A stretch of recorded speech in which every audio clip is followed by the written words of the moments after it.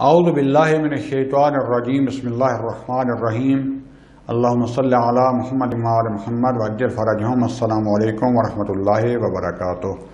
دوستان عزیز، ہمارا اصلی موضوع تھا شیعہ مذہب کا تعارف، اور مقدمتاً ہم باقاعدہ تعارف شروع کرنے سے پہلے ہم نے مختصراً شیعہ مذہب اور اس کے جو فرقے تھے اس کا تعارف کرایا۔ پچھلے درس میں ہم نے جو اہل سنت کے جو ہے عقائدی مذاہب جو ہیں، کلامی مذاہب جو ہیں، ان کا مختصر سا تعارف کرایا۔ اس درس میں ہم جو ان کے فقہی مذاہب ہیں ان کا تعارف کرائیں گے، اور پھر جو ہے زیدی فرقہ، اسماعیلی فرقہ اور وہابی فرقہ کا تعارف کرانے کے بعد پھر ہم انشاءاللہ جو ہے باقاعدہ سے جو ہے شیعہ مذہب کی تاریخ، ابتدا اور اس سے آگے بحث شروع کریں گے۔ دیکھیں، جو شیعہ مذہب میں ہر انسان مکلف جو ہے، یعنی جب وہ بالغ ہو جاتا ہے، اس پر دین اسلام کے قوانین پر، احکام پر عمل کرنا واجب ہے۔ تو اس حوالے سے آج کے دور میں جب امام زمانہ رسم کی غیبت کا زمانہ ہے، امام ہمارے سامنے موجود نہیں ہے، یعنی ہماری آنکھوں پر پردہ ہے، خدا کے حکم سے وہ اگرچہ سامنے ہوتے ہیں، حج پر آتے ہیں، لوگوں سے آتے ہیں، ملاقات کرتے ہیں، لیکن بعض اوقات ہم ان کو دقیق درک نہیں کر سکتے۔ تو اس میں جو اسلام نے ہمیں رستہ دیا ہے کہ یا تو انسان اتنا زیادہ علوم عقلی اور نقلی کو پڑھے جو حوزوں میں پڑھائے جاتے ہیں کہ اجتہاد کی سطح پر آ جائے، یعنی عقل اور نقل کے ذریعے جو ہے صحیح احکام کو استخراج کرے، یعنی اس پر عمل کرے، خود جو ہے اتنا دیندار بن جائے، اتنا دین شناس بن جائے کہ اس کو صحیح پتہ چل جائے کہ کہاں احتیاط پر عمل کرنا ہے اور دین کیا کہتا ہے۔ یا تو یہ بن جائے، یا پھر اگر یہ کام نہیں کر سکتا تو جو مجتہدین میں سب سے عالم ہے، جس کی نشانیاں جو شریعت نے بیان کی ہیں، اس کو صحیح پہچانتے ہوئے کسی ایک زندہ مجتہد کی، مردہ کی نہیں، تقلید کر لے۔ تقلید سے مراد کیا؟ یعنی جو وہ دین کو سمجھ کر اس نے دین کو بیان کیا، احکام بیان کیے، ان پر عمل کرے، اللہ اس پر راضی ہوگا، محمد صلی اللہ علیہ وسلم کی طرف سے ان پر جو ہے رحمت ہوگی اور وہ راضی ہوں گے۔ لہذا شیعہ مذہب میں مردہ مجتہد جو تھی، جتنا بھی عالم ہو، اس کی تقلید کرنا جائز نہیں ہے، بلکہ زندہ مجتہد کی، اور جس میں وہ خاص صفات پائی جاتی ہوں۔ لہذا ہر دور میں شیعہ مذہب جو ہے فقہی طور پر بہت زیادہ، جیسے جیسے ظاہر زمانہ آتا جاتا ہے، مسائل بھی بڑھتے جاتے ہیں اور زیادہ حقائق کھل کے سامنے آتے جاتے ہیں، اور شیعہ فقہ کا جو ہے وہ حدود اربع بہت وسیع ہوتا گیا، اور ایک زندہ مذہب کے طور پر شیعہ فقہ جو ہے وہ زندہ ہے۔ اور مجتہدین جو ہے وہ ہر زمانے میں کوشش کرتے رہتے ہیں کہ زمانے کے مطابق جو دین کا حکم بنتا ہے اس کو استخراج کریں۔ لہذا تکامل کی طرف جو ہے شیعہ مذہب جاری ہے۔ لیکن اہل سنت جو ہے ابتدا میں انہوں نے بھی جو فقہ میں کوشش کی، اور ان کا فقہ اچھی طریقے سے چل رہا تھا۔ ان کے علماء فقہاء اگرچہ ان کا مبانی ہم سے جائز ہے، مثلا ہم بھی آج کل جو ہے اجتہاد مجتہد کہتے ہیں، ان میں بھی تھا، لیکن جس مجتہد جو ان کی تعریف ہے ان میں جو ایک آتا ہے قیاس کرنا، جبکہ ہمارا جو مجتہد ہے، ہم مجتہد لیتے ہیں کہ دین جو ہے قرآن و سنت کے ساتھ ساتھ عقل کے ذریعے اصل دین کو خارج کرنے کی کوشش استخراج کرنے کی کوشش کرتا ہے، اپنی رائے شامل نہیں کرتا، قیاس نہیں کرتا۔ ہمارے نزدیک یہ قیاس و استحسان حرام ہے، جبکہ اہل سنت برادران کی فقہ میں اس کو نہ فقط جائز سمجھتے ہیں بلکہ یہ اصلی راہ سمجھتے ہیں۔ لہذا یہاں پر جو ہے وہ ہم سے کیا ہیں، متفاوت ہیں۔ شروع میں اہل سنت میں بہت زیادہ، کیونکہ ان کی اکثریت تھی، ان میں مجتہد اور مفتی بھی بہت زیادہ تھے، پھر ان کے منابع حدیثی جو ہیں وہ بھی بہت زیادہ تھے، اور ان میں اختلاف بھی بہت زیادہ تھا۔ لہذا مذہب زیادہ اور ان کے فتوے اتنے زیادہ ہوتے جاتے تھے کہ ان کو جو ہے انتشار سے انتشار بڑھتا جا رہا تھا۔ ہر جو مرجع علمی جو ہے ان میں بہت زیادہ جو ہے پیدا ہو رہا تھا، حتیٰ ضد و نقیض فتوے جو ہے، ایک دوسرے کو حرام کہہ رہا ہوتا تھا، دوسرا ایک حلال کہہ رہا ہوتا تھا۔ ہمارے مذہب میں یہاں تک نہیں ہوتا، یہ احتیاط ہوتی گیا، یہ مکروہ مستحب آ جاتا ہے۔ ایسا نہیں ہے کہ ایک مجتہد کہ یہ حرام ہے، دوسرا کہ یہ حلال ہے، اس تک نوبت نہیں پہنچتی جو ہے مسائل اولیہ میں، احکام اولیہ میں۔ لیکن جو ہے قرن پنجم ہجری جو ہے، 5ویں صدی ہجری میں جو ہے اہل سنت کی جو ہے انہوں نے اس انتشار اور تفریق سے بچنے کے لیے جو ہے انہوں نے اکٹھا کیا بڑے بڑے علماء کو، اور اجماع اور توافق کیا کہ مذاہب فقہی کو فقط 4 جو تھے ان ائمہ تک، ان کی فقہ تک جو ہے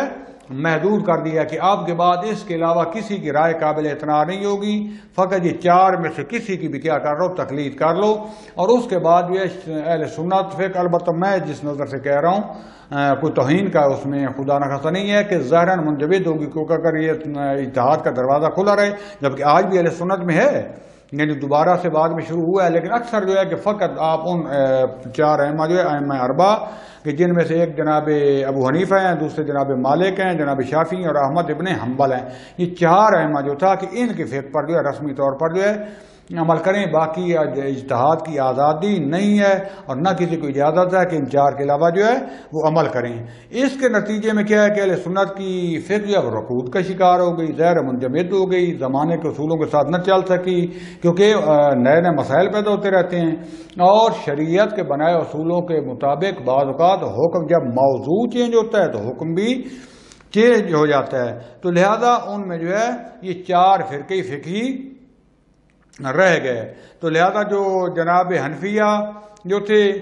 یہ نعمان ابو حنیفہ، اس کے پیروان کو حنفیہ کہتے ہیں۔ مالکیہ جو تھے جناب مالک ابن انس، ان کے جو ہیں وہ مالکیہ کہتے ہیں یا مالکی مذہب، اور محمد بن ادریس شافعی، ان کے پیروان کو جو ہے شافعی کہتے ہیں، اور جناب احمد بن حنبل کے پیروان کو حنبلیہ یا حنبلی مذہب کہا جاتا ہے۔ لہذا زیادہ روش فقہی جو ہے جناب حنفیہ کی وہ عقل گرائی کی ہے، اعتقادی طور پر بھی یہ مذہب شیعہ اور معتزلہ کے بہت زیادہ قریب تھے، لہذا اہل سنت میں جو ہے ان کو اپنا عقیدتی امام نہیں سمجھا جاتا بلکہ فقہی امام سمجھا جاتا ہے، جبکہ ان کے باقاعدہ کلامی نظریات ہیں، ان کا عقیدتی مذہب تھا، لیکن یہ اہل سنت نے قبول نہیں کیا کیونکہ بہت زیادہ حدیث گرا تھے، لیکن فقہ جو ہے ان کی مشہور ہو گئی۔ جب اور لہذا یہ جناب حنفیہ جو تھے یہ ان کی جو ہے روش عقل گرائی والی اور معتزلی والی تھی، جبکہ جناب شافعی اور حنبلی جو تھے یہ اشاعرہ کے زیادہ نزدیک تھے۔ لہذا کچھ عرصے کے بعد یہ جو ابھی کچھ قرن پہلے جو اہل سنت میں بعض اہل حدیث یا دوسرے لوگوں نے دوبارہ آپ کو غیر تقلیدی کہتے ہیں، اور انہوں نے دوبارہ اجتہاد کا دروازہ کھولا ہے، جن میں سے میں نے جو دقیق مطالعہ کیا جناب مودودی کا، تو دیکھا وہ بھی بیسیکلی حنفی مذہب تھے، لیکن اکثر وہ اپنا رجوع جو ہے وہ جناب شافعی اور ان کی طرف کرتے تھے اور اپنا اجتہاد بھی کرتے تھے، باقی بھی بعض مذاہب میں کچھ نہ کچھ یہ کام شروع ہو گیا ہے۔ اس کے بعد اہل سنت میں ایک اور جو فرقہ جو ہے بعد میں جو بنایا گیا اور ٹھونسا گیا ہے، اس کو کہتے ہیں وہابی، فرقہ وہابیہ۔ عبد الوہاب جو ہے اس کے نام سے اس نے شروع کیا تھا۔ اصل میں یہ جو پیرو جو ہیں خود وہابی، یعنی یہ پہلے اہل حدیث تھے، جناب احمد ابن حنبل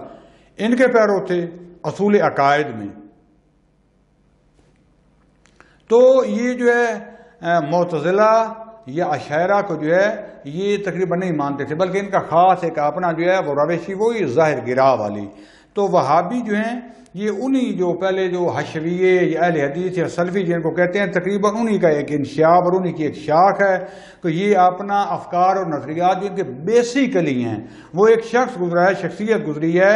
ابن تیمیہ کے نام سے 8ویں صدی ہجری میں، شام کے علاقے میں تھا، اہل حدیث تھا، اور معتزلہ اور اشاعرہ کا جو ہے یہ سخت مخالف، اور عقلی علوم کے بھی اسی طریقے سے یہ سخت مخالف تھا، اور وہ اسی جمودی فکر کا مالک تھا، وہ جو ظواہر پر عمل کرنے والا، جو پہلے تقریباً جو حشویے تھے۔ لہذا اس نے تقریباً اسی پر جو ہے عمل کیا۔ ابن تیمیہ کاملاً کہتا خداوند عالم کے جسم ہونے کا قائل ہے، یعنی خداوند عالم کا جسم ہے، خدا کا تخت ہے، خدا کے ہاتھ بازو ہیں۔ اس کے بعد جو ہے تمام معارف جو دین کے تھے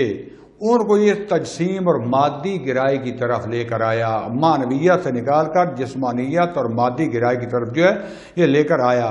اور جو ہے 13ویں صدی ہجری میں جو ہے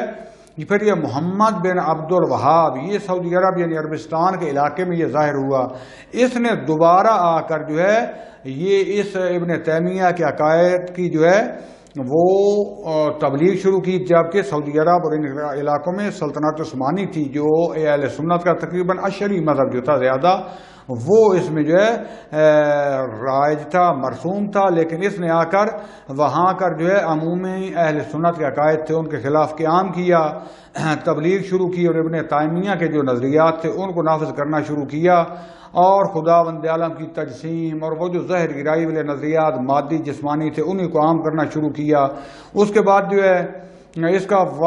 جو ہے صاف جو اس کا عقیدہ تھا کہ انسان جو ہے وہ فقط یہ اس کا جو باڈی یا مادی یہی ہے، اس کے بعد انسان خاک ہو جاتا ہے، روح کا قائل نہیں تھا۔ اس لیے حضرت محمد مصطفیٰ صلی اللہ علیہ وسلم اور تمام انبیاء اور تمام اولیاء کے بارے میں قید تھا کہ وہ دنیا سے جا چکے، مر گئے، نعوذ باللہ مٹی ہو گئے، لہذا حیات برزخی کا بھی اس نے انکار کیا، اور تمام انبیاء اولیاء دنیا سے جا چکے ہیں، دفن ہونے کے بعد مٹی ہو گئے، لہذا اب ان کی زیارت کرنا جو ہے غیر عقلائی کام ہے، وہ کہتا ہے۔ اس کے بعد جو ہے کیونکہ وہ نابود ہو گئے ہیں لہذا ہماری کوئی آواز نہیں سنتے، کوئی ہمارے سے ان کا کوئی تعلق نہیں رہ گیا، لہذا ان کی جو ہے زیارت کرنا، ان سے جا کے اگر کوئی مثلا ان کو وسیلہ قرار دینا سارا شرک ہے، گناہ ہے، اور جو ہے یہ بدعت ہے، لہذا توسل اور اس سب چیز کو اس نے شرک کا جو ہے نام دیا۔ لہذا محمد بن عبد الوہاب نے ادھر سے کیونکہ استعمار برطانیہ کی باقاعدہ اس کو جو ہے ہیمرے کے انکشافات اور سارے آپ پڑھیں، آپ تو کوئی چیز ڈھکی چھپی نہیں رہ گئی، انہوں نے باقاعدہ اس کی مدد کی، کچھ شیوخ و قبائل کو ساتھ ملایا، اپنی حکومت اور دولت کا لالچ دیا، اور اہل سنت کا قتل عام شروع کر دیا، اور اس کے بعد معاہدہ کیا کہ جو ہے ساتھ ابن سعود پھر مل گئے، تو سیاست ان کے پاس آ گئی، مذہب وہابی اس نے لے لیا، اور انہوں نے مل کر جو ہے بالآخر سعودی عرب میں جو ہے یہ قتل عام کا بازار شروع کیا، اور نفق شیعہ جن عراق وغیرہ میں کربلا مولا پر نجف میں بھی انہوں نے حملے کیے، وہ تو چلو شیعہ کی دشمنی ان کی شروع سے آ ہی رہی ہے، لیکن اہل سنت کو بھی انہوں نے اتنا قتل عام کیا، اتنا کہ تاریخ کے جو ہے اوراق میں آپ دیکھیں خون آشام اس کے بارے میں کیا کیا جو ہے سٹوریاں لکھی ہوئی ہیں۔ لہذا آپ کیونکہ پیچھے سے ان کو پہلے ہی جو ہے استعمار کی طرف سے بہت زیادہ مدد حاصل تھی، اور جو ہے انہوں نے یہ اس پیسے کے بل بوتے پر جو ہے اور طاقت کے بل بوتے پر اہل سنت کا بھی جو ہے وہ قتل عام شروع کیا، اور آپ نے جو ہے اعتقادات ٹھانسنے شروع کیے، اور جو ان کو ایک بہت بڑا ایڈوانٹیج ملا وہ یہ ہے کہ کیونکہ مسلمانوں کی مقدس ترین ہستیاں اور مقدس ترین مقامات جو ہیں وہ سعودی عرب میں ہیں، مدینہ منورہ، کعبۃ اللہ، مکہ ہو گیا، اور باقی سارے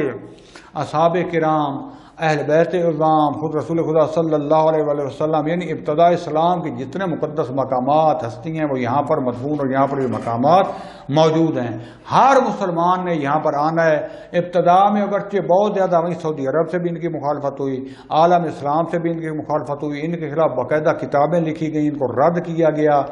بیان کیا گیا کہ خون آشام ہیں، گمراہ ہیں، خود اس کے بھائی نے اس کے خلاف لکھا، لیکن اب کیونکہ استعمار جو ہے باقاعدہ ان کے پیچھے تھا، جنگی سامان دے رہا تھا، ان کو جو ہے باقاعدہ پیچھے قوت مالی، پیسہ، دولت مل رہی تھی، اور وحشی قسم کے پہلے جو ہے ان کے سامنے خدا کی حدود و قیود نہیں تھی، جو کچھ بھی سامنے آتا اس کا قتل عام کر دیتے، وعدہ کے پابند نہیں تھے، اس طریقے سے انہوں نے اپنا جو ہے مذہب ٹھونسنا شروع کر دیا۔ اب ظاہر ہے جو باہر سے جو پڑھے لکھے لوگ تھے انہوں نے تو مخالفت کی، لیکن اب جب تعصب کی بنیاد پر آتا ہے، جب شیعہ سنی کا مسئلہ اٹھتا ہے فلاں، اور لوگوں نے مقدس مقامات پر آنا ہے، اب وہاں پر جو ہے دیکھا کہ دن رات وہاں پر جو علماء تبلیغ کر رہے ہیں وہابیت کی، سادہ لوگ مسلمان جو ہے تو یہ کہتے تھے کہ آخر کعبہ جو اللہ کا گھر ہے، مدینہ منورہ جو رسول خدا صلی اللہ علیہ وسلم اور اصحاب کرام اور اہل بیت اعظام جو ہے سلام اللہ علیہم، یہ ان کے جو ہے جگہ ہیں، مقدس مقامات پر ہیں، تو یہاں پر کیسے کوئی غلط کر سکتا ہے؟ تو یہ تو یہیں کے رہنے والے ہیں، انہیں سے دین لی ہے، یہ لوگ ان سے متاثر ہوتے تھے۔ پھر لوگ بیچارے تعلیم حاصل کرنے کے لیے جاتے تھے، کیونکہ ابتدائی مذہبی مقامات اور مدارس وہیں پر موجود تھے، لوگ اپنے لیے شرف حاصل کرتے تھے، جیسے کہ آج کل ہمارے شیعہ حضرات جو ہیں وہ جو ہے حدیث میں جو ہے جیسے نجف ہمارا حوضہ ہے، اس طریقے سے قم ہے، یہ امام رضا صاحب ہو گئے، یہاں پر کیونکہ جو ہے ائمہ کی جگہ ہیں، مقدس جگہ بھی ہیں، معصومہ قم ہے، پھر روایات میں بھی ان مقامات کا جو ہے ذکر آیا ہے، تو ہمارے حوضہ اکثر کوشش کرتے ہیں کہ یہاں پر مروی مقام میں آ کر اپنی تعلیم حاصل کریں۔ اسی طریقے سے اہل سنت میں پہلے جو مصر میں بھی یونیورسٹی بنائی، اگرچہ فاطمیان نے بنائی، فاطمی جو اسماعیلی مذہب کا ایک گروہ تھے، اس کا ایک شاخہ تھے، تو اس کے بعد پھر آہستہ آہستہ جو ہے معتزلہ اور پھر جو اہل سنت کا کیونکہ قبضہ آ گیا، تو آج کل بھی وہ جامعۃ الازہر کے نام سے ہی جو ہے مشہور ہے۔ اسی طریقے سے مدینہ منورہ میں باقاعدہ مدارس تھے، فلاں لوگ پہلے بھی تعلیم حاصل کرنے آتے تھے۔ اب ان کا جب قبضہ ہو گیا تو لوگوں میں ایک تقدس تو موجود تھا، لہذا وہ آ کر یہاں تعلیم حاصل کرتے۔ ابتدا میں انہوں نے آہستہ آہستہ اس کے خلاف جو کی نیا مذہب آ گیا۔ پہلے جو پڑھے لکھے لوگ تھے، لیکن جو زیادہ پڑھے لکھے لوگ نہیں تھے وہ مرعوب ہو جاتے تھے۔ اب شبہات ایسے سے پیدا کیے تھے، لوگ واقعاً حیران ہو جاتے کہ بات تو ٹھیک ہے۔ اس کے بعد باقاعدہ جو ہے کچھ عرصے بعد یہاں سے تیل نکل آیا، جب تیل نکل آیا تو پھر سونے پر سہاگا اتنا زیادہ یعنی یونیورسٹیاں بنائی گئیں، پھر باقاعدہ جہاد کے نام پر مسلمانوں کو اکٹھا کیا گیا، عقائد ان میں جو ہے پھیلائے گئے، اور مخصوصاً سب سے زیادہ اثر جو ہے ہمارے ہند و پاکستان، کیونکہ ہم احساساتی لوگ ہیں، جذباتی لوگ ہیں، چاہے شیعہ ہوں چاہے سنی ہوں، ہمارا اکثر کا جو ہوتا ہے دوسرے کو تکلیف پہنچانا، اور دوسرا جو ہے دوسرے انسان ان کے مقدسات کی، ان کے مذہب کی توہین کرنا ہم واجب سمجھتے ہیں۔ خدا ہمیں اس بیماری سے نجات دے، اور جو اصلاح کی بات کرتا ہے، جو معتدل ہوتا ہے، جو دوسروں کے مقدسات کے احترام کا درس دیتا ہے، اس کے اوپر جو ہے مخالف ہونے کا جو ہے فتویٰ لگا دیا جاتا ہے۔ اور ہم اکثر، کیونکہ ہندوانہ معاشرہ تھا، آج تک سب سے زیادہ جو سرزمین استعمال ہوئی ہے دہشت گردی کے لیے وہ ہمارے پاکستان کی ہے۔ ہماری تو کہتے ہیں ایک فوج کا چوتھا حصہ ختم ہو گیا ان سے مقابلہ کرتے کرتے کرتے۔ ابتدا میں انہوں نے خود ہمارے اداروں نے اشتباہ کیا کہ ان کو جہادی بنایا اپنے مقاصد حاصل کرنے کے لیے، ملک کو بچانے کے لیے، جو بھی تھا ان کا بہرحال۔ اس کے بعد یہی لوگ جب طاقتور بن جاتے ہیں تو یہ خلافت اور اپنا وہ قائم کرنے کے لیے آ جاتے ہیں، پھر ہر مذہب، ہر فرقہ، ہر دولت جو ان کے سامنے آتی ہے اسے کوئی کافر بھی سمجھتے ہیں، ملحد بھی سمجھتے ہیں، ان کا قتل مباح سمجھتے ہیں۔ اور کیونکہ جہاد میں سارا پیسہ سعودی عرب کا لگ رہا تھا، اسامہ بن لادن وہاں سے مبلغین جو آئے ہوئے تھے وہ سارے سلفی مذہب کے تھے، ہمارے یہاں کیونکہ حنفی پائے جاتے تھے یا ماتریدی مذہب تھے، اہل بیت کا ایک حد تک تھا، لیکن جیسے ہی مبلغین آئے پیسے کا جو ہے بہت زیادہ استعمال کیا گیا، سارے مبلغ سعودی عرب سے آ رہے تھے، وہ اپنا مذہب بھی بیان کر رہے تھے، ہمارے جو ٹرینر جا رہے تھے وہ بھی ان سے متاثر ہوتے جا رہے تھے۔ اس کا نتیجہ کیا نکلا کہ ہماری بہرحال جو کچھ بھی اختلاف اب نہیں ہے کہ پاک فوج کے جو بچوں، یتیم جو معصوم بچے ہیں، یہ جو اسکول پر جو ہے حملے ہوئے، مختلف اسکولوں پر جو ہے بچوں پر جو ہے کیا کیا نقصان ہوا، آرمی پبلک پر، اور ان خون اشام لوگوں نے جو ہے کیا کیا پھر قتل عام شروع کر دیا، اور جہاد کے نام پر، خدا کے نام پر۔ یہی پھر جو ہے اسی مذہب سے جو ہے یہ داعش وجود میں ہے، جنہوں نے اللہ کا نام لے کر ہزاروں مسلمانوں کا قتل عام کیا۔ ایک گولی انہوں نے اسرائیل کی طرف، یہودیوں کی طرف انہوں نے نہیں چلائی، بلکہ یہودی ہاسپٹل میں ان کا علاج ہوتا رہا۔ اسلام کا مقدس پیسہ سعودی عرب سے، قطر اور عرب امارات سے آتا رہا، اسلحہ جو ہے امریکہ، برطانیہ، اسرائیل فراہم کرتا رہا تھا، جو زخمی ہوتے تھے اسرائیل کے ہاسپٹل میں ان کے لیے جو ہے وہ ان کا علاج معالجے کا ہاسپٹل کا جو ہے وہ باقاعدہ جو ہے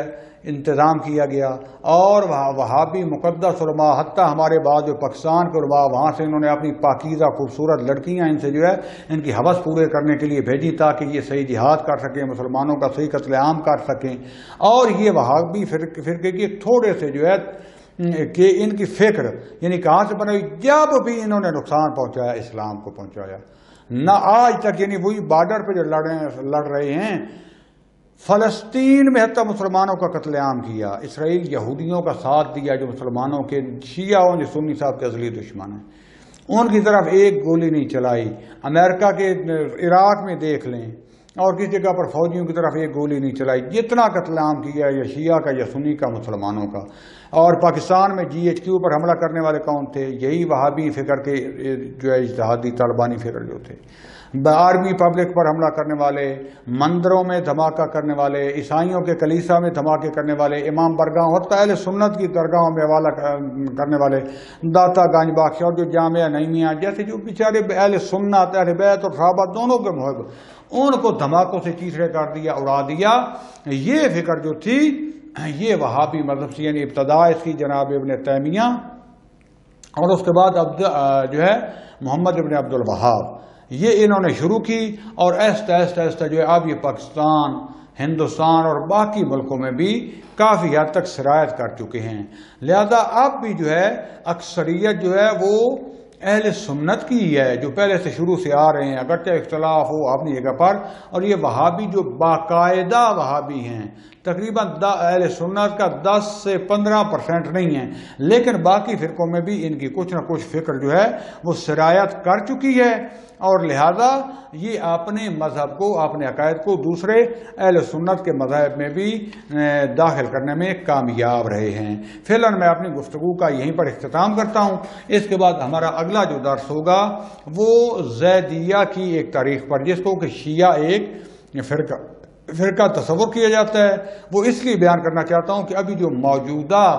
زیدی ہیں جن کو حوثی کے نام سے مشہور ہیں، جو کہ یمن میں جو استعمار کے خلاف، ابھی وہابیت کے خلاف لڑ رہے ہیں، مظلومیت کی زندگی گزار رہے ہیں، اور پورا جو ہے عالم استعمار اور اکثر عالم اسلام بھی ان کے مظلومیت پر خاموش ہے، بلکہ ان کے قتل عام پر خوش ہے۔ کیوں؟ صرف وہ لفظ حالانکہ عقائد میں نے پہلے بتایا کہ اہل سنت تھے، جناب ابو حنیفہ کی وہ کرتے تھے اکثر اپنے فقہی اعمال میں، اور عقائد میں بھی کوئی زیادہ معتزلہ کے قریب تھے، کم شیعہ کے جو ہے عقائد ان کے تھے، لیکن کیونکہ اوپر سے امام علی السلام اور ان کے ماننے والے اور اپنا سادات میں سے ہیں، فاطمی سادات میں سے، اور اب امام خمینی کے انقلاب کے بعد، کیونکہ وہ امام اپنا مانتے ہیں کہ جو قیام کرے اور حکومت قائم کرے، اب انہوں نے دیکھا کہ سید بھی ہے، اولاد زہرا سے بھی اس نے قیام کیا، اور وہ شیعت کی طرف بہت زیادہ راغب ہو گئے تھے۔ اب لہذا پورا عالم اسلام بھی جو تھا ہمارے برادران اہل سنت کا، پورا تو نہیں کہہ سکتے، اکثریت اور عالم استعمار جو ان کے خلاف جنگ پہ خوش ہیں، اور تو ان کو دن رات نابود کرنے پر تلے ہوئے ہیں، لیکن اللہ تعالیٰ ان کو نور کی طرح جو ہے دن بدن بلند سے بلند تر کرتا جا رہا ہے، اور یقینی انشاءاللہ جو امام زمان السلام کا جو ایک لشکر ہوگا خراسانی کے بعد یمانی، وہ یہ جو ہے یمن سے نکلے گا۔ خدا بند عالم سے دعا کرتا ہوں کہ اللہ تعالی ہمیں امام زمان السلام کے ناصرین میں سے شمار فرمائے۔ وصلی اللہ علی رسول الکریم وعلی اولادہ الاطیبین الاطہرین والحمد للہ رب العالمین، والسلام علیکم ورحمۃ اللہ وبرکاتہ۔